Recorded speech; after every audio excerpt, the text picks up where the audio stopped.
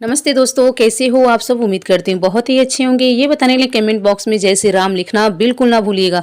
तो आज आप सभी को बताएंगे श्री राम से बड़े योद्धा थे श्री लक्ष्मण, जाने रामायण की अनसुनी कथा। आइए श्री राम के बारे में एकदम विस्तार पूर्वक आप सब जान लीजिए। प्रभु श्री राम ने भी माना कि उसके बड़े योद्धा थे लक्ष्मण। जब भी श्री राम का नाम लिया जाता है तो स्वयं ही हनुमान जी की राम भक्ति का स्मरण हो जाता है। जहां एक और हनुमान की राम भक्ति की मिसाइलें संसार भर में दी जाती है, वहीं श्री राम के छोटे भाई श्री लक्ष्मण जी के सब अपने बड़े भ्राता के प्रति भक्ति की अद्भुत थी। माना जाता है कि लक्ष्मण जी की कथा के बिना श्री राम कथा पूरे नहीं है। एक बार अगस्त मुनि अयोध्या आए और लंका युद्ध का प्रसंग छिड़ गया। भगवान श्री राम ने बताया कि उन्होंने कैसे रावण और कुंभकर्ण को जैसे पंचड़ वीरों का वध किया, और लक्ष्मण ने भी इंद्रजीत और अतिकाय जैसे शक्तिशाली असुरों को मारा। अगस्त मुनि बोले, श्री राम बेशक रावण और कुंभकर्ण पंचड़ वीर थे, लेकिन सबसे बड़ा वीर तो मेघनाथ ही था। उसने अंतरिक्ष में स्थिर होकर इंद्र से युद्ध किया था और बांध कर लंका ले आया था। तब स्वयं ब्रह्मा ने इंद्रजीत से दान के रूप में इंद्र को मांगा। तब इंद्र मुक्ति हुए थे और लक्ष्मण ने उसका वध किया था। इसीलिए वे सबसे बड़े योद्धा हुए। श्री राम को आश्चर्य हुआ, लेकिन भाई की वीरता की प्रशंसा से वो खुश थे। फिर भी उनके मन में जिज्ञासा पैदा हुई कि आखिर अगस्त मुनि ऐसा क्यों कर रहे हैं कि इंद्रजीत का वध रावण से ज्यादा मुश्किल था। अगस्त मुनि ने कहा, प्रभु इंद्रजीत को वरदान था कि उसका वध वही कर सकता था जो 14 वर्षों तक न सोया हो, जिसने 14 साल तक किसी स्त्री का मुख न देखा हो और 14 साल तक भोजन न किया हो। तब श्री राम बोले, परंतु मैं वनवास काल में 14 वर्ष तक नियमित रूप से लक्ष्मण के हिस्से का फल फूल देता रहा। मैं सीता के साथ एक कुटिया में रहता था। बगल की कुटी में लक्ष्मण थे। फिर सीता का मुख भी न देखा और 14 वर्षों तक सोए भी ना हो। ऐसा कैसे संभव है। अगस्त मुनि सारी बात समझकर मुस्कुराए और बोले, प्रभु से कुछ पूछा है, कुछ छुपा है भला। दरअसल सभी लोग सिर्फ श्री राम का गुणगान करते थे, लेकिन प्रभु चाहते थे कि लक्ष्मण के तप और वीरता की चर्चा भी अयोध्या के घर घर में हो। अगस्त मुनि ने कहा, क्यों ना लक्ष्मण जी से पूछा जाए। लक्ष्मण जी आए। प्रभु ने कहा कि आपसे जो पूछा जाए उसे सच सच कहिएगा। प्रभु ने पूछा, हम तीनों 14 वर्ष तक एक साथ रहे, फिर तुमने सीता का मुख कैसे नहीं देखा।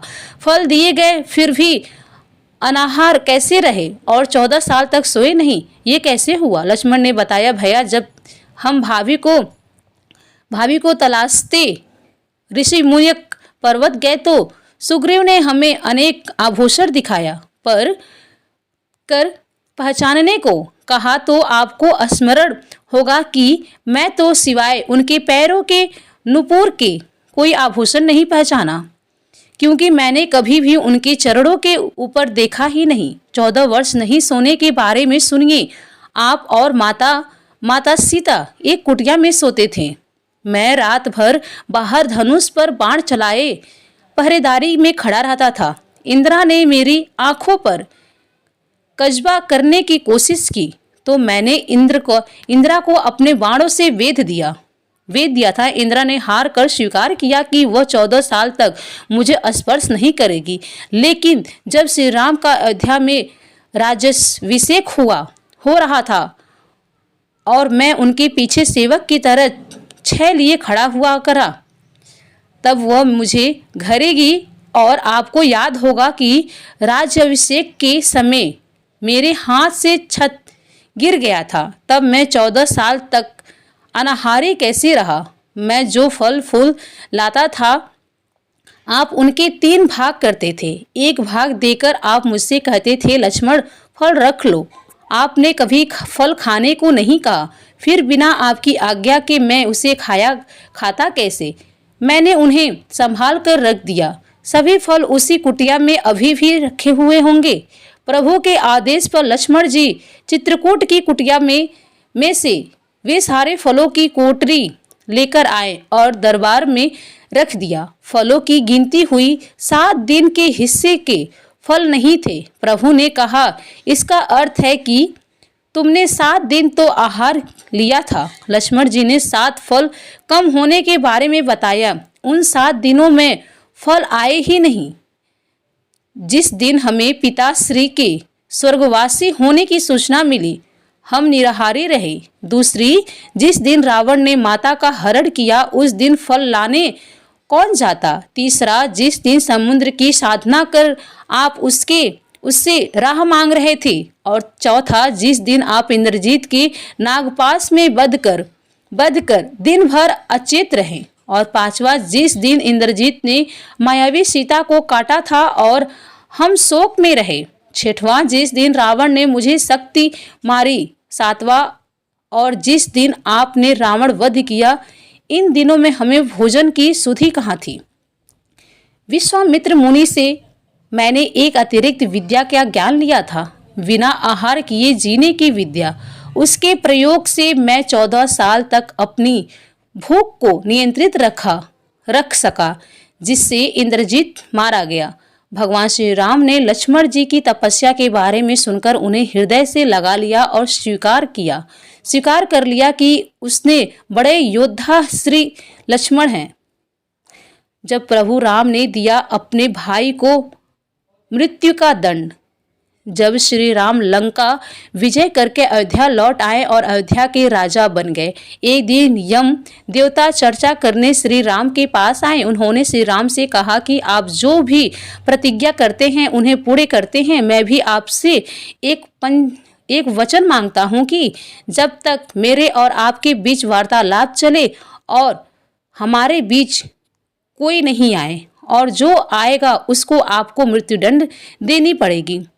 भगवान राम ने यम को वचन दे दिया। राम ने लक्ष्मण को यह कहते हुए द्वारपाल नियुक्त कर दिया कि जब तक उनकी और यम की बात हो रही है वो किसी को भी अंदर ना आने दे, अन्यथा उन्हें मृत्युदंड देना होगा। लक्ष्मण भाई की आज्ञा मानकर द्वारपाल बनकर खड़े रहे। लक्ष्मण को द्वारपाल बने हुए ही समय बीता कि वहां पर एक ऋषि दुर्वासा का आगमन हुआ। जब दुर्वासा ने लक्ष्मण से अपने आगमन के बारे में राम को जानकारी देने के लिए कहा तो लक्ष्मण ने विनम्रता के साथ मना कर दिया। इस पर दुर्वासा क्रोधित हो गए तथा उन्होंने संपूर्ण अयोध्या को श्राप देने की बात कही। लक्ष्मण समझ गए कि यह एक विकट स्थिति है, जिसमें या तो मुझे रामाज्ञा का उल्लंघन करना होगा या फिर संपूर्ण नगर को ऋषि के श्राप की अग्नि में झोंकना होगा।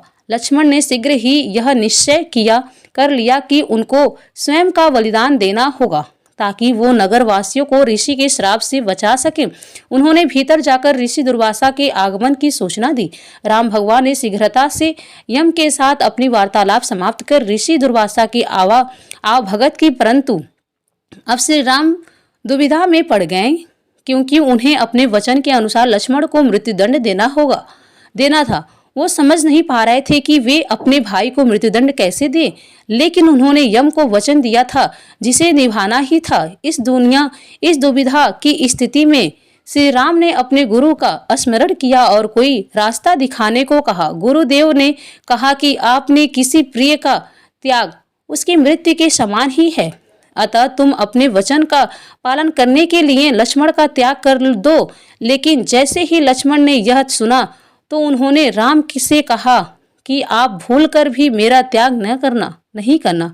आपसे दूर रहने से तो यह अच्छा है कि मैं आपके वचन का पालन करते हुए मृत्यु को गले लगा लूं। ऐसा कहकर लक्ष्मण ने जला समाधि ले ली। जय श्री राम। दोस्तों आपको ये जानकारी कैसी लगी कृपया कमेंट करके जरूर बताइए। वीडियो पसंद आया हो तो लाइक करें और ऐसी ही और भी बहुत सारी कहानियों को सुनने के लिए हमारे चैनल को सब्सक्राइब जरूर करें। धन्यवाद।